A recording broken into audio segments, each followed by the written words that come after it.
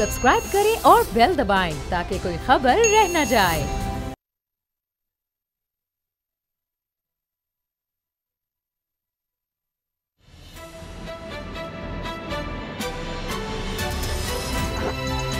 अब पता चला। बिस्मिल्लाहिर्रहमानिर्रहीम, अस्सलाम वालेकुम। मैं हूं मोहम्मद उसामा गाजी और आप देख रहे हैं अब पता चला।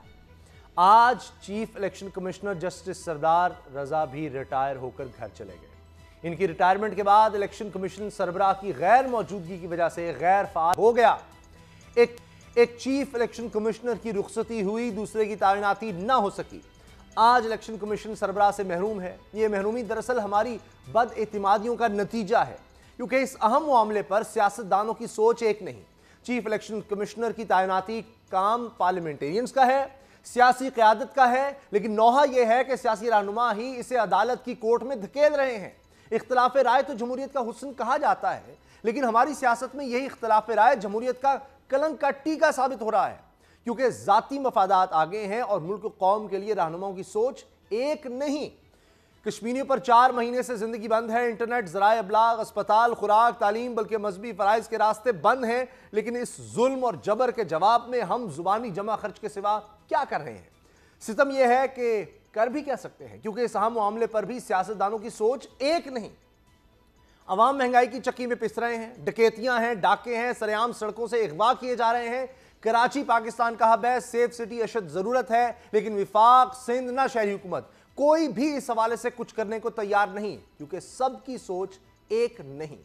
आईनी तरमीम के मामले पर भी सौदेबाजी का बाजार गर्म होने को है। ऑपोजिशन इन हाउस तब्दीली के नारे मार रही है, इत्तेहादी अपनी अपनी पटारी से फरमाइशें तलाश कर रहे हैं और हुकूमत किसी और फिक्रों में उलझी है। 6 महीने में यह मार्का सर होगा या फिर पंजाबी की उस कहावत का अमली मुजाहरा होगा कि वेड़े आई जंज ते नौकरी दे कन, यानी बारात घर की दहलीज पहुंच गई है। अब दुल्हन के कानों में बालियां डालने के लिए इसके कान छेदने चाहिए। फिर इस जल्दबाजी में जो होता है वो अच्छा नहीं होता। क्या इस बार भी ऐसा ही होगा? आज इसी पर हम बात करेंगे असद खरल साहब, बाबर डोगर साहब से। खरल साहब, ये एक अजीब मजाक है कि आप देखें कि अदालत को भी ये कहना पड़ता है। Chief justice Islamabad high court Athar Minallah साहब कहते हैं कि ये काम आप लोगों का है, आप क्यों अदालतों में इसको धकेल देते हैं। मोहसिन रांझा साहब से उन्होंने कहा कि आप सुप्रीम कोर्ट भी जा रहे हैं, यहां भी आ रहे हैं, ये क्यों आप इस तरह करते हैं? लोग आपको वोट इसलिए देते हैं कि जनाब आप जो काम आपके करने हैं वो भी अदालत ले जाए। फिर ये कहते हैं कि जनाब ये पार्लियामेंट सुप्रीम है, पार्लियामेंट के इख्तियारात ना छीने जाएं, कोई इनके हाथ ना लगाए पार्लियामेंट को। देखिए, जो मोहसिन रांझा साहब की चूँकि आपने बात की है, तो चले पीटीआई तो पहली मरतबा वफाकी हुकूमत में आई है और नई नई पार्टी जिसको आप ताने देते हैं कि हम तजर्बेकार हैं और वो नई पार्टी है, उनको पता नहीं है, वो अनाड़ी हैं और आप खिलाड़ी हैं, आप तजर्बाकार हैं। मुझे ये बताएं, जिस तरह डोगर साहब ने पूरा उनका कच्चा चिट्ठा खोला, कि आप शहबाज शरीफ साहब के या नवाज शरीफ या शरीफ फैमिली के जो वकील हैं जिन्होंने वकालत का तो मुआवजा नहीं लिया, उनके करीबी रिश्तेदार, उनको अगर आप member election commission of Pakistan के लिए नॉमिनेट करेंगे तो क्या हुकूमत आंखें बंद करके उस चीज़ को एक्सेप्ट कर ले? ये कैसे पॉसिबल है? सर, वो तो कहते हैं कि बगैर किसी मजीद ताखीर के इनका तकर्रुर किया जाए, और वो कह रहे हैं मेरी दानिश में ये मुमताज़ शख्सियात हैं, इस मनसब के लिए नहायत मुनासिब है। देखिए, उनकी जानब से जो मुमताज़ शख्सियात, जाहिर बात है कोई भी बंदा अगर नाम देता है तो वो तो उसके साथ यही कहेगा कि जनाब मैंने जो नाम दिए ना, ये हीरे हैं। तो मामला ये है कि इमरान खान साहब ने भी 3 नाम दिए हैं, हुकूमत ने भी अब नाम दे दिए हैं। तो अल्टीमेटली, जिस तरह पहले मैं भी ये बात कह चुका हूँ, डोगर साहब ये बात कह चुके हैं कि जब ये मामला वहाँ पे हल नहीं होगा तो अल्टीमेटली ये मामला अदालत में ही जाना है। और ये बदकिस्मती है, और ये अदालतों को बार बार जो कहना पड़ता है, कभी मामला सुप्रीम कोर्ट में जाके जो पार्लियामेंट के काम करने वाले हैं, सुप्रीम कोर्ट को, चीफ जस्टिस साहब को, मुअज़्ज़ज़ जज साहबान को कहना पड़ता है कि हमारे कंधों पे बोझ मत ला दें, जो आपका काम है वो आप करें। हम ये नहीं कहते। आप इसी तरह इस्लामाबाद हाई कोर्ट जो है, ये मामला कोर्ट में नहीं जाएगा। इस्लामाबाद हाई कोर्ट भी यही कह रही है। आइन जो है, जो आइन में अपॉइंटमेंट का तरीकाकार है वो ये है कि अपोजिशन लीडर और प्राइम मिनिस्टर ये दोनों मिलकर बैठ के फैसला करें, और अगर ये फैसला नहीं कर पाते, हाई कोर्ट ने कहा 10 दिन में आप करें, वो अपोजिशन लीडर तो हाई कोर्ट में अपोजिशन लीडर तो बैठे हो लंदन में। तो बैठ के फैसला कहाँ करें? तो सर उसके बाद पार्लिमानी कमेटी है ना, कि पार्लिमानी कमेटी को रेफर हो जाएगा और पार्लिमानी कमेटी जो है उसने बैठ के हल करना है। आइन के अंदर इससे आगे कुछ नहीं है। तो आगे तशरीह सुप्रीम कोर्ट ने करनी है ना फिर। पर ये तो नहीं है ना खैर साहब, ये तो नहीं ना हो सकता कि अगर ये फैसला नहीं कर पाते तो मामला सुप्रीम कोर्ट खुद फैसला कर नून लीग को लेकर गई है। 10 महीने 1 साल हो गया, जनवरी से सिंध की और बलूचिस्तान की सीट खाली है, क्यों नहीं कर सके सियासतदान? अभी पार्लियामेंट कमेटी के इजलास होते हैं, वो जी पीपल्स पार्टी नून सर ये तो अब गवर्नमेंट का काम था ना कि अपोजिशन लीडर को बुलाते, प्राइम मिनिस्टर उनसे बात करते, अगर वो नहीं होता तो मामला पार्लिमानी कमेटी को रेफर कर देते। अब ये भी कोई तरीकाकार नहीं है कि इमरान खान साहब ने ना अपोजिशन लीडर को बुलाया, ना मामला पार्लिमानी कमेटी को रेफर किया और प्रेसिडेंट से सीधा ये कह दिया कि जी तुम बस नोटिफिकेशन कर दो, बाद में हम देख लेंगे। तो ये भी तो गैर आईनी तरीका था। अल्टीमेटली वो कोर्ट में चैलेंज हुआ, कोर्ट में इसलिए चैलेंज हुआ कि अगर प्राइम मिनिस्टर अपोजिशन लीडर से नहीं मिलना चाहते तो फिर पार्लिमानी कमेटी को रेफर कर देते। आपने नून लीग के नामों का सारा हमें बताया था। ये जो हुकूमत की तरफ से वज़ीर आज़म ने 3 नामों की तजवीज़ दी है, बाबर याकूब, फतेह मोहम्मद इस वक्त सेक्रेटरी इलेक्शन कमीशन के ओहदे पर काम कर रहे हैं। ये तो नहीं हम कह सकते तहरीक इंसाफ के लोग हैं ये, जबकि फजल अब्बास साहब हैं जी, ये साबिक सेक्रेटरी के हैं जी, ये भी साबिक सेक्रेटरी हैं, मुख्तलिफ वजारतों में काम कर चुके हैं। फिर तीसरी शख्सियत है Arif Khan, chief executive officer trade development authority of Pakistan. अच्छा इसमें एक सबसे अहम चीज जो है ना, आप जो मुझे दोनों पॉलिटिकल पार्टी जो हैं उन्होंने इस दफा अदलिया से कोई नाम नहीं लिया। आप देख लें, ना PMLN ने कोई अदलिया से नाम लिया, ना PTI ने कोई अदलिया से नाम लिया। अगर आप देखें तो इंडिया में इलेक्शन कमीशन है उसका हेड जो होता है वो सिविल सर्विस से बंदा होता है, क्योंकि ये एग्जेक्टिव का काम है। इलेक्शन करवाना एग्जेक्टिव का काम है। उनका सारा लाइजोन जो होता है वो सारा चारों डिस्ट्रिक्ट में एग्जेक्टिव ऑफिसर से होता है। तो ये एक अच्छी चीज़ है कि एग्जेक्टिव सिविल सर्वेंट जो हैं उन्हीं के नाम सामने आ रहे हैं जो रिटायर्ड हैं। अब अगर गवर्नमेंट की तरफ से जो तीनों नाम आए, तीनों नाम अच्छे हैं, लेकिन मेरे नज़दीक बाबर याकूब जो है वो इसमें सबसे स्ट्रॉन्ग कैंडिडेट हैं। बाबर साहब जो है उनको PMLN ने रिकमेंड किया था सेक्रेटरी इलेक्शन कमीशन के लिए।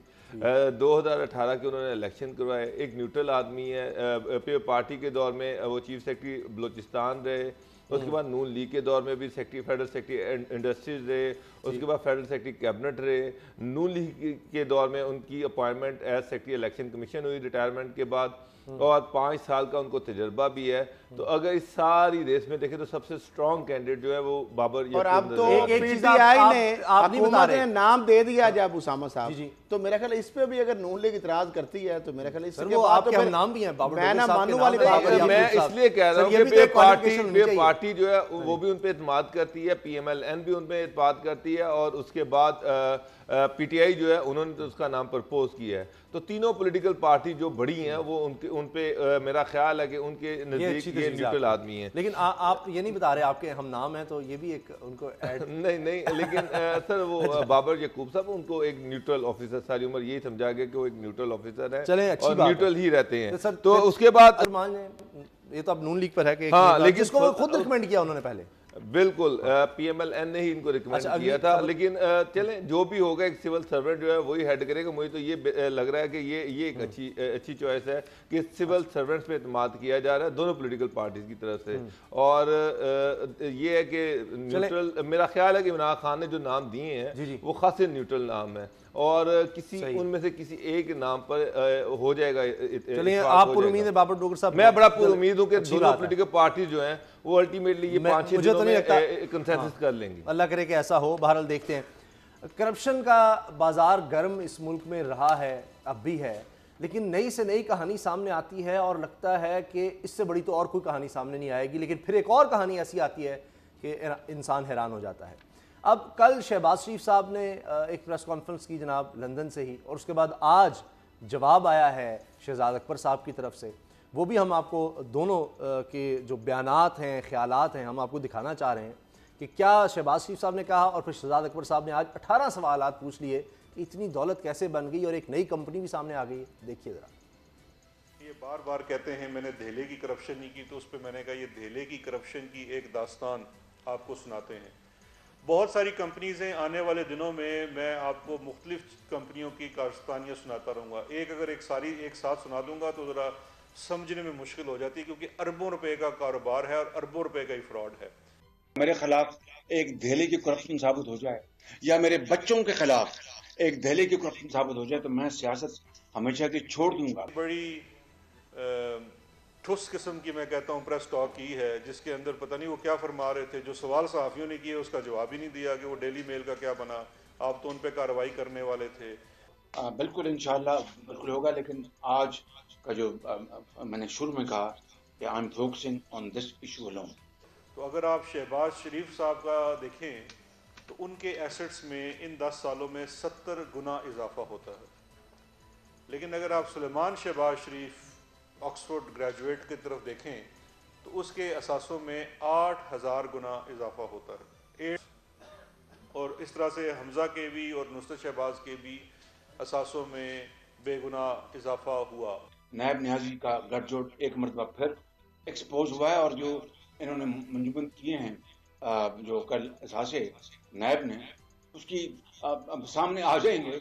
मेरे सारे एसेट डिक्लेयर्ड हैं, ये मेरे सारे एसेट डिक्लेयर्ड, और सारे के सारे ये एसेट्स मेरे नाम दे रहे हैं। मैं ये मेरे बच्चों के नाम हैं, मेरी बीवी। तो ये शहजाद अकबर साहब ने कोई 18 सवाल पूछे हैं। हम वो कुछ सवाल आपको दिखा भी रहे हैं स्क्रीन पर कि ये सवालात क्या क्या हैं, वो आप देख लें। और उसके बाद फिर मैं असद खरल साहब के पास एक और बहुत बड़ी कहानी है, वो आपको सुनाएंगे। लेकिन मैं चाह रहा हूँ कि इन सवालात के हवाले से बाबर डोगर साहब से उससे पहले पूछ लेते हैं कि बाबर डोगर साहब क्या कहते हैं जो शहजाद अकबर साहब ने सवाल उठाए हैं। इसमें यह बताया गया है कि एक कंपनी, गुड नेचर कंपनी, नाम सरा देखें आप, गुड नेचर कंपनी, और वो एक ऐसे शख्स चला रहे हैं निसार गुल साहब, जो कि वज़ीर डायरेक्टर के वज़ीर आला हाउस में डायरेक्टर पॉलिटिकल अफेयर्स थे। और फिर वो सवाल पूछ रहे हैं कि जनाब क्या ये आपके फ्रंटमैन नहीं थे, क्या दोनों कागजी कंपनी के मालिक नहीं थे, फिर ये लोग पैसे भेज रहे हैं शहबाज शरीफ साहब को और दीगर लोगों को।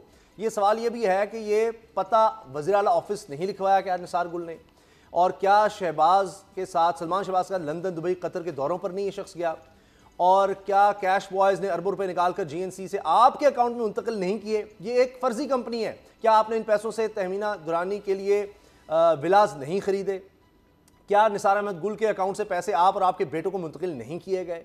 ये सब सवाल हैं। क्या आपके कैश बॉयज़ मसूर अनवर और शुएब कमर ने जीएनसी से अरबों निकालकर आपके दोनों बेटों को नहीं दिए। क्या जीएनसी का अरबों रुपए कैश आपके खानदान के अंदरूनी बैरून मुल्क खर्चों के लिए इस्तेमाल नहीं किया जाता रहा। क्या इस कंपनी का बिलवास्ता चपड़ासी मलिक मंसूर आपके अकाउंट में करोड़ों रुपए जमा नहीं कराता था। क्या आप जीएनसी मालिकान को वज़ीर आला हाउस में तैनात करके सरपरस्ती नहीं करते रहे। और 90H मॉडल टाउन मौसूल होने वाली कमीशन आपकी बुलेट प्रूफ गाड़ी लीड फोर्स के जरिए शरीफ ग्रुप के दफ्तर नहीं जाती रही। 96H में मौजूद काले धन की आपके पूरे खानदान ने जाली टीटीज नहीं लगवाई। क्या जाली टीटीज की रकम 96H मॉडल टाउन की तामीर पर खर्च नहीं हुई। अब ये कह रहे हैं इनके पास सारे सबूत हैं। क्या दुबई की ये 4 कंपनियां वही नहीं जो आसिफ जरदारी के अकाउंट्स में भी रकम भेजती रहीं। ये सब बड़े सवाल हैं। और उनके दामाद का भी जिक्र वो कह रहे हैं कि जनाब वो ग्रांट वज़ीर नवीद अकरम लूट मार क्या नहीं की गई जो बरतानी से ग्रांट आई। डेली मेल और मेरे खिलाफ आप लंदन की अदालत में कब जाएंगे, ये सब सवाल हैं। अब देखते हैं कि अब इस पर शहबाज शरीफ साहब क्या कहते हैं। बाबर डोगर साहब आप क्या कहेंगे, क्योंकि असद खरल साहब के पास कुछ डॉक्यूमेंट्स हैं पड़े, हम वो दिखाएंगे। हम आप जल्दी से इस पर कमेंट कर दें। सर मैं तो ये कहूँगा कि मलिक अली अहमद जो हैं, जो कि डायरेक्टर पॉलिसी एंड स्ट्रेटजी थे, 8 क्लब रोड में 16 नंबर कमरा उनके पास था।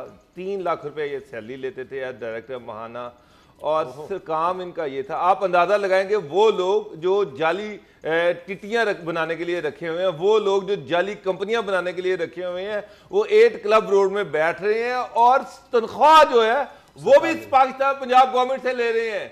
काम इनका प्राइवेट कर रहे हैं। इनके लिए जाली फर्जी कंपनियां बना के उसमें रकमें डालकर उसके बाद में इनको देते हैं। इनके घरों में इनको फराहम कर रहे हैं। इनके बिजनेस के लिए इनको पैसे जाली कंपनियों के लिए दे रहे हैं, टोपियां घुमा रहे हैं, तनख्वाह वो पंजाब गवर्नमेंट से ले रहे हैं। और ये जो अली अहमद मलिक साहब हैं, ये सुलेमान शहबाज के गवर्नमेंट कॉलेज के क्लास फेलो हैं, कसूर के ये रहने वाले थे।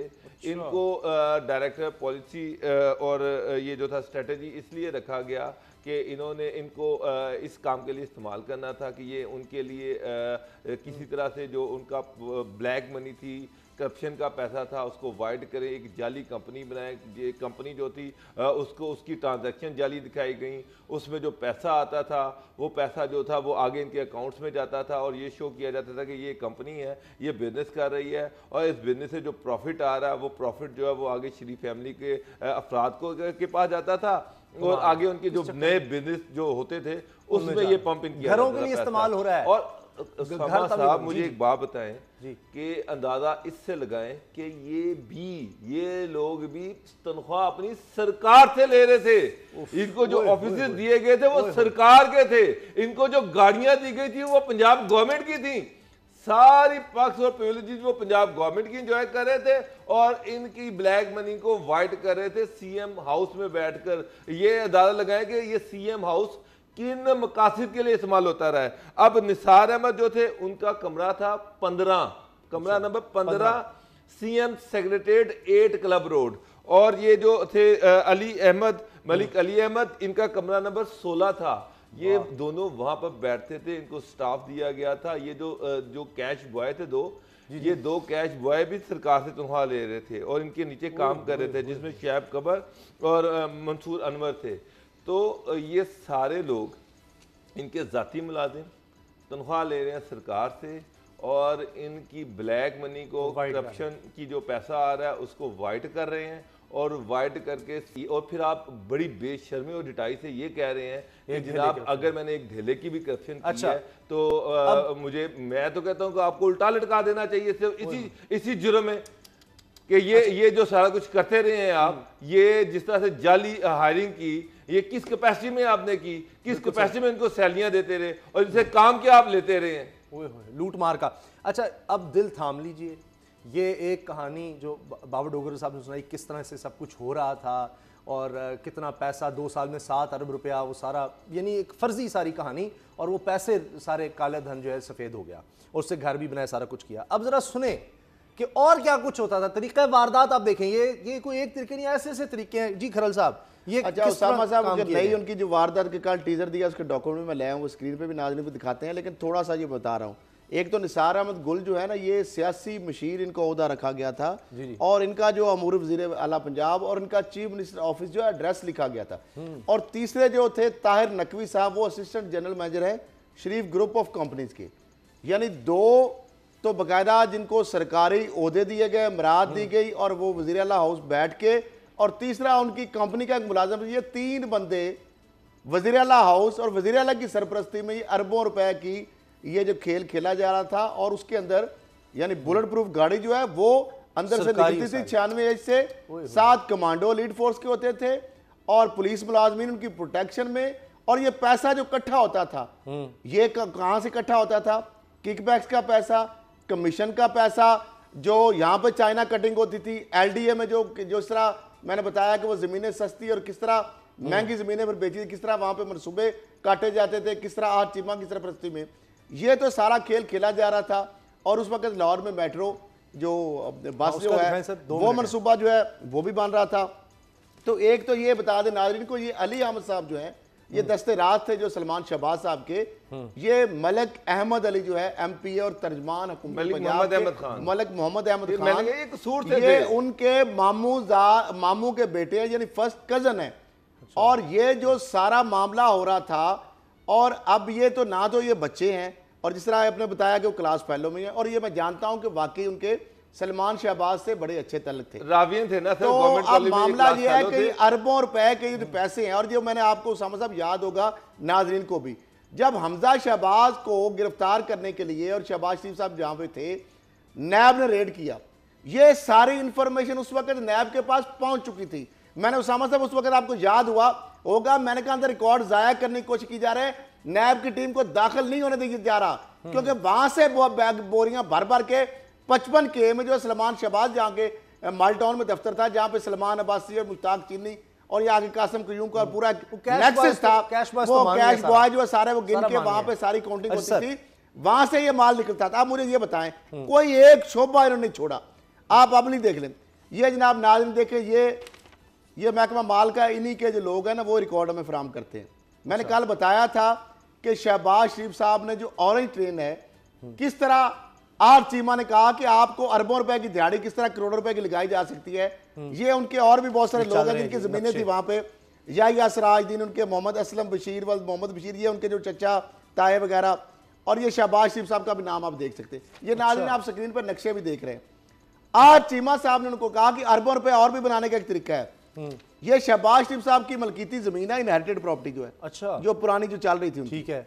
ये देखिए ये मलकियती शो भी हो रही है, डॉक्यूमेंट्स में शहबाज शरीफ साहब के नाम थी, एसोसिएट से कंपनी या फ्रंटमैन कंपनी, ये हर जगह पे उसको बेचा गया, इस जमीन को उसको दिया गया। अच्छा, उसके शहबाज बाद शरीफ के नाम जो जमीन थी वो उन्होंने कंपनी को बेची, बेसिकली वो तो एक बीच में लेयरिंग करने के लिए ना। और उसके बाद जो ऑरेंज ट्रेन का डिपो है, ये नाज़रीन देख सकते हैं किस तरह वो फिर गया।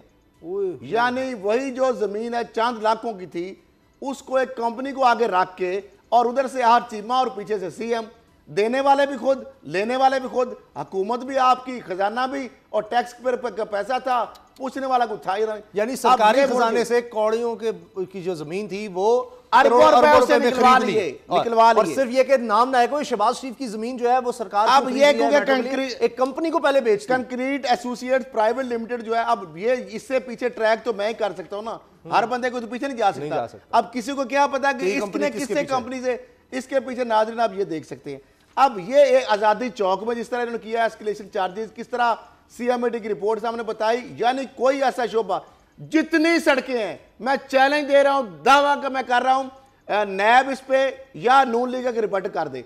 उसामा साहब, जितनी लाहौर के जाती उमरा के अतराफ में सड़कें बनाने में मुझे कोई इतराज नहीं, लेकिन वो सड़कें बनी है ना, रिंग रोड फेरे गए हैं, ब्रॉड में कमर्शियल बने हैं, उनकी जमीन वहां पे सड़कें बनने से पहले इन्होंने अपने फ्रंटमैनों के जरिए औने पौने भाव खरीदी।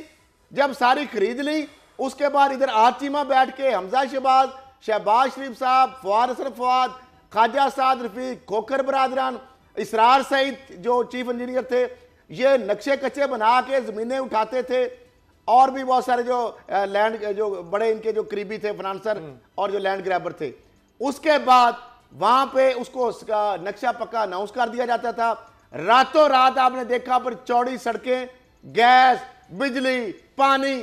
अभी आप देखें ना अपनी इत्तेफाक बाउंड्री, वहां पे 4 अरब, यानी बैंक को जब इन्होंने उस वक्त प्लाज कराई जमीन, उस वक्त बैंक खसारे में था, सरकारी मशीनें निकाल ली, जब वो 30 अरब की होने लगी तो फिर वो सड़कें, ओवरहेड ब्रिज बना के तो उसमें 4 अरब दे दिया था उसको बैंक को, क्योंकि उस वक्त हुकूमत इनकी थी। ये इनके अंदाज है। अच्छा, तो ये लूटने के इन्होंने कोई ऐसा तरीका नहीं छोड़ा, हर 4 हाथों से। हाँ जी, काम इनके ये हैं, हरकतें ये हैं, लेकिन दूसरी तरफ से जी इन हाउस चेंज की बात हो रही है कि इन हाउस चेंज फौरी आना चाहिए। इमरान खान को किस तरह से हटाना है, वो किस तरह से करेंगे, ये आवाज़ें क्यों उठाई जा रही हैं, क्या इन चीज़ों को दबाने के लिए? ब्रेक के बाद इस पर बात करेंगे।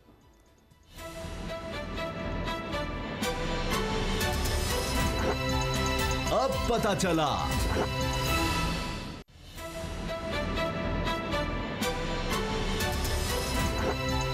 अब पता चला।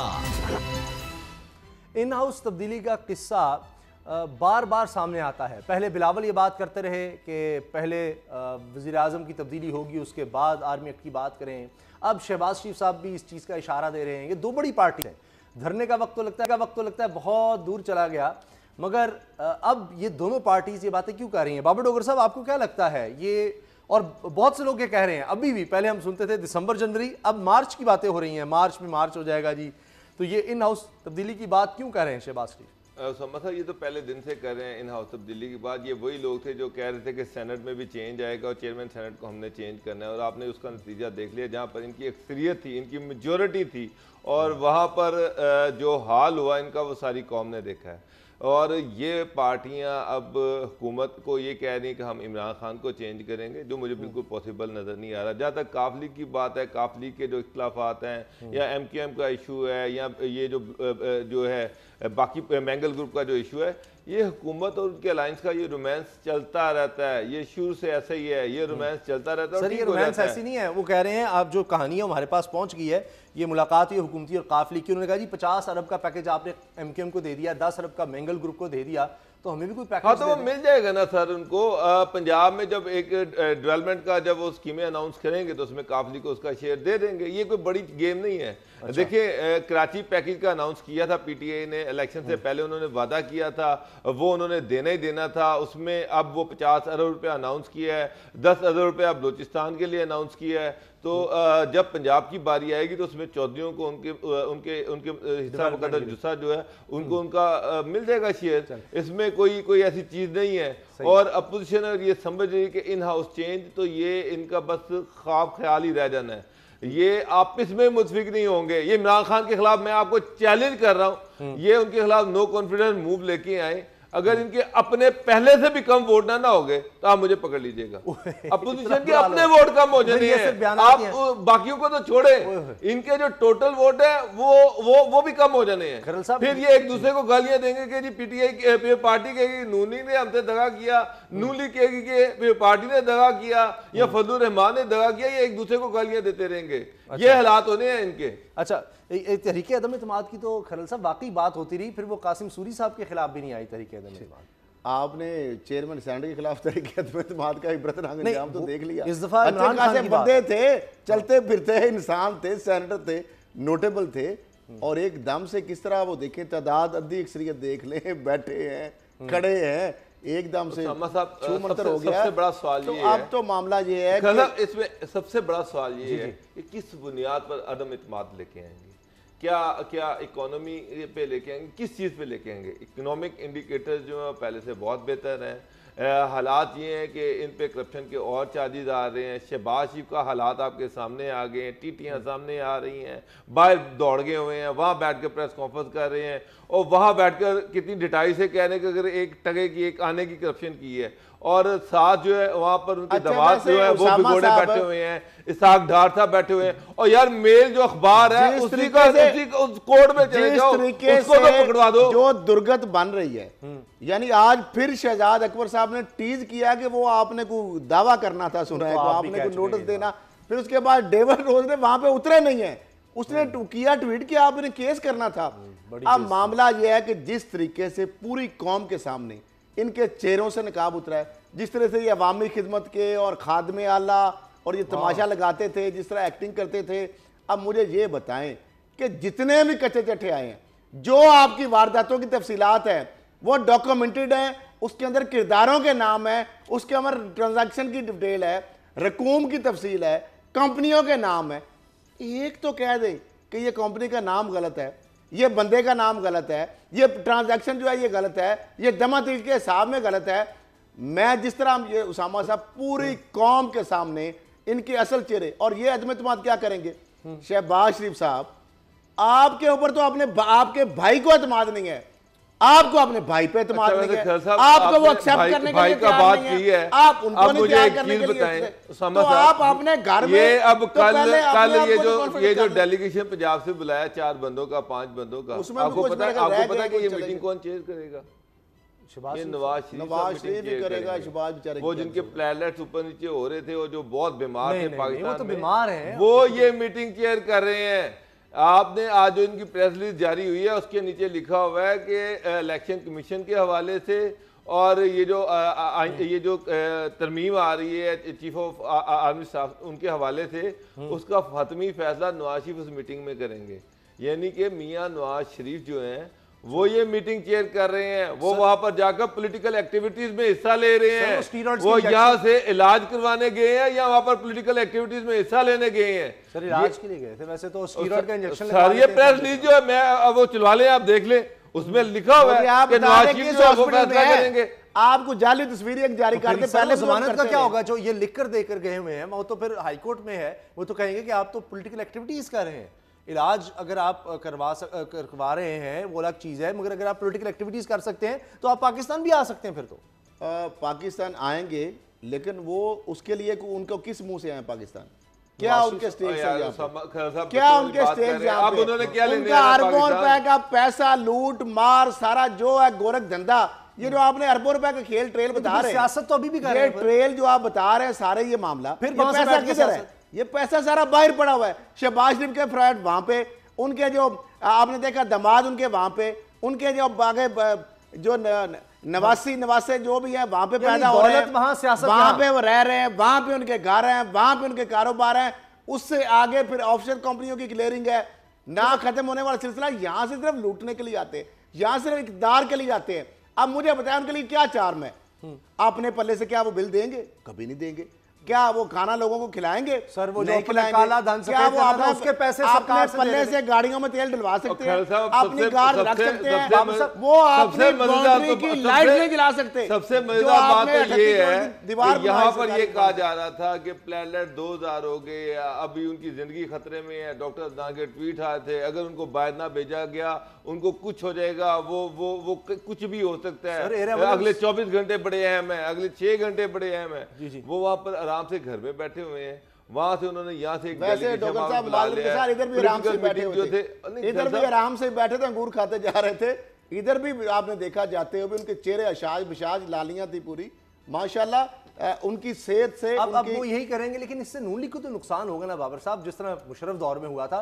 नून लीग है किधर? नून लीग किधर है? वो शरीफ लीग है, नून लीग मतलब नवाज शरीफ है, नवाज शरीफ है, मरियम है, उनके बच्चे दो उधर हैं, उसके अलावा तो नून खत्म हो जाती। पीछे नून का क्या है?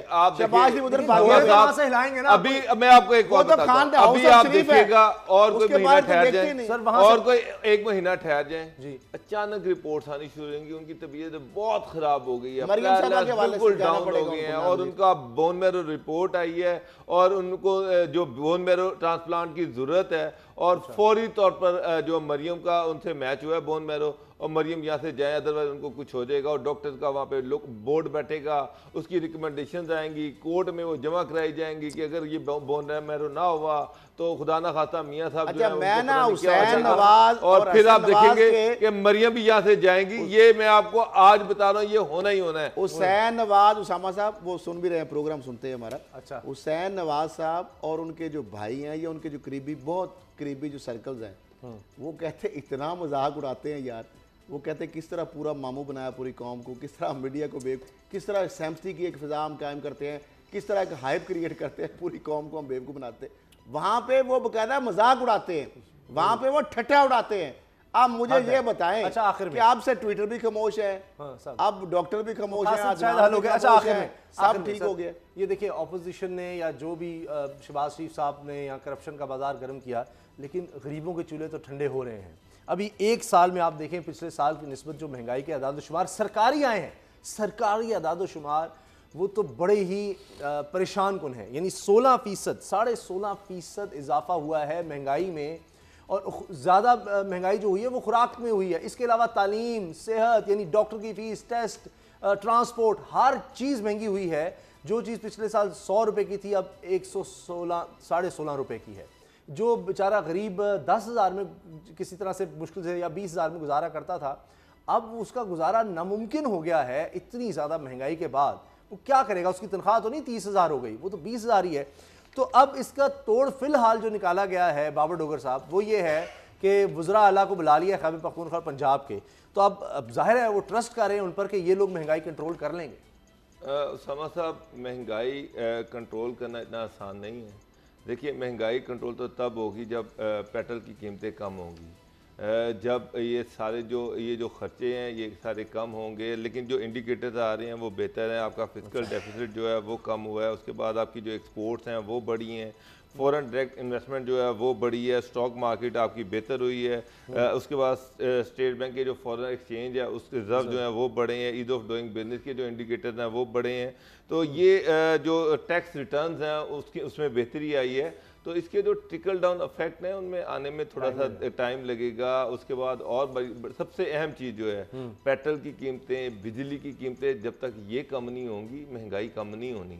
अब गवर्नमेंट जो है थोड़ी सी इकोनॉमिक सिचुएशन जो है उसकी स्टेबल हो रही है, तो नेक्स्ट जो चैलेंज यही है कि वो जो ये कीमतें हैं ये कम करे, बिजली की कीमतें कम करे, पेट्रोल की कीमतें कम करे, तो उससे ही महंगाई पे इम्पैक्ट आएगा। और सेकेंडली बात ये कि जो अच्छी गवर्नेंस और एडमिनिस्ट्रेशन जो है उससे आप जो होर्डिंग है वो ये जो ज़ख़ीरा अंदोज़ी है, ये जो मुनाफाखोरी है, इस पे काबू पाया जा सकता है। तो मेरा ख्याल है कि गवर्नमेंट ने अब ये जो रिसेंटली पंजाब में जो चेंजेस आई हैं, जो इतने सेक्रेटरीज और ऑफिसर्स चेंज किए हैं, तो उसका इम्पैक्ट आएगा और उम्मीद की जा सकती है कि उसका इम्पैक्ट आएगा। लेकिन मैं फिर ये कह रहा हूँ कि महंगाई आप गवर्नेंस और एडमिनिस्ट्रेशन जितनी मर्जी बेहतर कर लें, चीज़ों की कीमतें उस वक्त तक कम नहीं हो सकती जब तक पेट्रोल की डॉलर भी नीचे जाएगा, ये सारी चीज़ें इनकी कीमतें कम नहीं होंगी, क्योंकि ये उसी से लिंक कर रही हैं। उधर स्टेबिलिटी आई है, यानी डॉलर मजीद बढ़ना तो ख़त्म हो गया, अब आहिस्ता आहिस्ता नीचे आ रहा है। तो यही हमारे माशियात यही कह रहे हैं कि 2 से 3 महीने बाद ये आम आदमी तक इसका इम्पैक्ट आना शुरू हो जाएगा। ये अब कम से कम आप 2-3 महीने कह रहे हैं, मेरे ख्याल में एक साल तो लगेगा। अच्छा। 1 साल तो कौम को मजीद बर्दाश्त करना पड़ेगा। 1 साल के बाद ये जो इकनॉमिक जो होगा, मेल्टडाउन होगा और ये जो ट्रिकल डाउन इफेक्ट होगा वो तकरीबन 1 साल लग जाएगा। लेकिन वो भी उस सूरत में अगर आपकी पेट्रोल की कीमतें कम होती हैं और उसके साथ साथ बिजली की कीमतें कम होती हैं, जब ये कम होंगी तो उसके बाद ये इम्पैक्ट आना शुरू हो जाएगा। खरल साहब जी बिल्कुल, तीनों ये तो लाजम मलजूम है ना, कोई भी इंडस्ट्री कोई भी चीज़ है, प्रोडक्शन कास्ट जब बढ़ेगी तो वो महंगी आएगी। इसमें पेट्रोलियम मसनूआत, बिजली और गैस, ये 3 बुनियादी चीज़ें हैं। और साथ साथ जो इमरान खान साहब जो गवर्नेंस की बात हो रही है, ये भी बड़ा एक इंपॉर्टेंट फैक्टर है, उसके साथ ये भी लाजम मलजूम है। अब पंजाब के अंदर आज भी सरदार उस्मान अहमद खान बुज़दार की मीटिंग हुई है वज़ीर आज़म से, और उस हवाले से जो इंतज़ामी तब्दीलियाँ हुई हैं अभी जो रिसेंट पास में, तो उस हवाले से भी बात की गई है। और अब जो ख़ास तौर पर इमरान खान साहब का फोकस है, इकनॉमिक इंडिकेटर भी उन्होंने बता दी, सारी चीज़ें पर दी। अब वो इमरान खान साहब ये चाहते हैं कि इसका आम आदमी पर जितनी जल्दी असर है, असरात हैं, समरात हैं, वो पहुँचने चाहिए।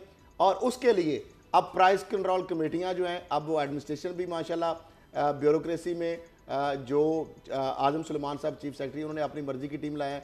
उस्मान बुज़दार साहब वहाँ बैठे रहे हैं, इंटेलिजेंस इदारों की रिपोर्ट्स थी, इमरान खान साहब और सारे आपस में कंसेंसस करके इस तरह पुलिस के अंदर, और दोनों को इमरान खान साहब ने इंडिपेंडेंटली उनको कहा है कि आप अपनी मर्जी से, आईजी को कहा है कि मुझे रिजल्ट चाहिए, आप जिसको मर्जी लगाएं।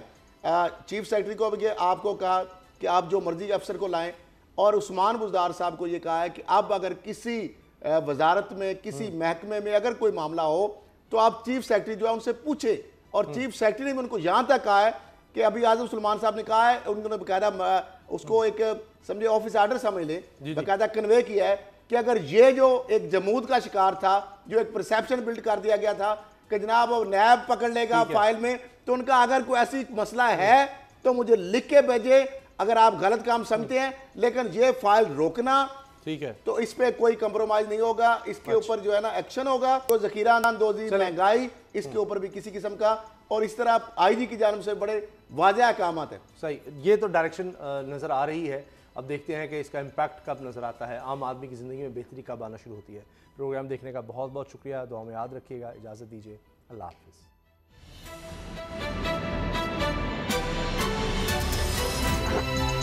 अब पता चला। सब्सक्राइब करें और बेल दबाएं ताकि कोई खबर रह न जाए।